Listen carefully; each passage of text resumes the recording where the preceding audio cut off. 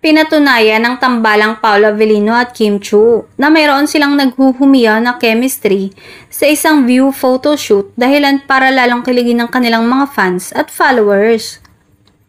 Tila wala nang makakapagpigil pa sa pagsikat at lalong pagkakalapit ni na Paolo at Kim.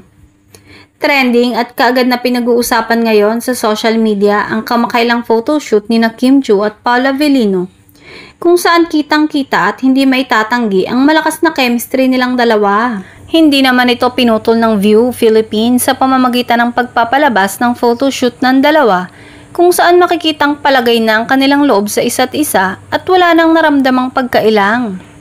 Marami naman ang nakapansin na tila may kakaiba na talaga sa dalawa.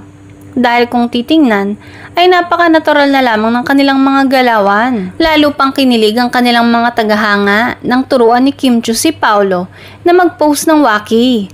Dahil noon pa man ay umiiwas na si Paolo sa ganitong uri ng post dahil hindi umano siya marunong.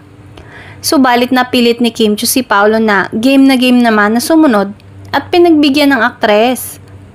Patuloy namang humihiling ang mga tagahanga ni na Paolo Avellino at Kim Chiu na sana ay masundan kaagad ang proyekto ng dalawa ngayong tapos na sila sa What's Wrong with Secretary Kim.